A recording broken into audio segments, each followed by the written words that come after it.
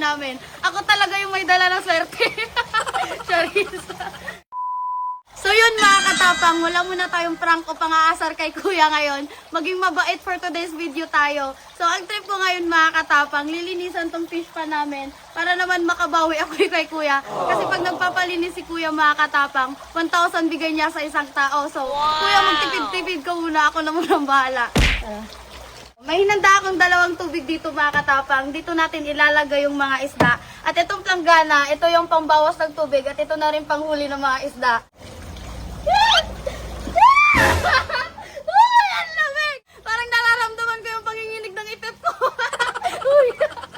Tignan nyo mga katapang, ang ganda. Parang hindi na siya man-made. Nilulumutan na siya mga katapang, pero hindi sumasama yung lumot, oh. Napakalinis ng tubig, oh. Bawasan na natin yung tubig para madaling mahuli yung mga isda.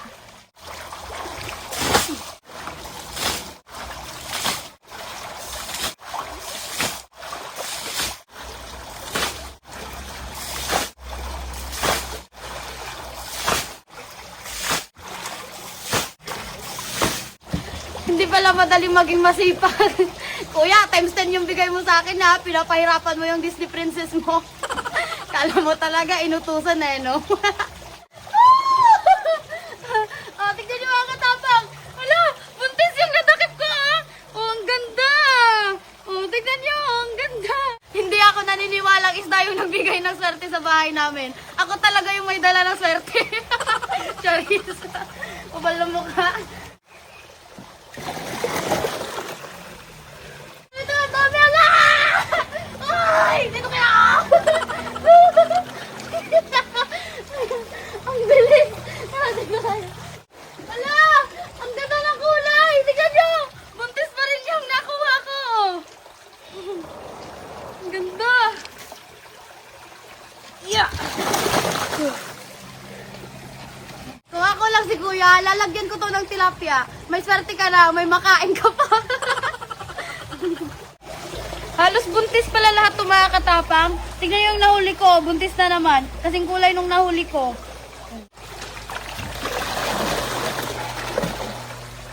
Huli kayong dalawa! Tignan nyo mga katapang, dalawa yung nahuli ko. Kala mo talaga, is nasa dagat nung hirap hulihin eh.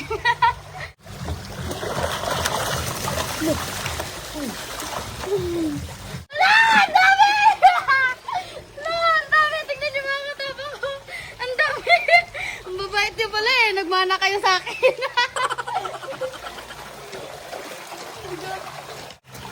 Look! Bigat!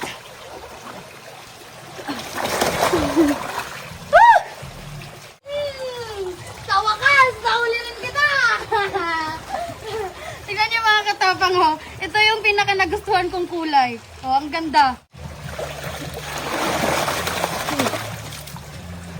Babersyan na natin mga katapang para mawala yung mga lumot sa sahig.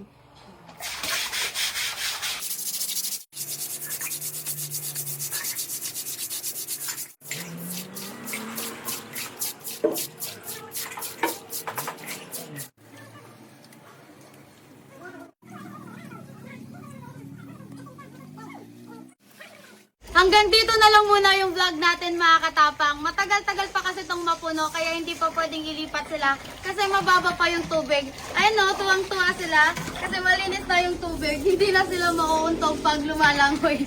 Thank you for watching!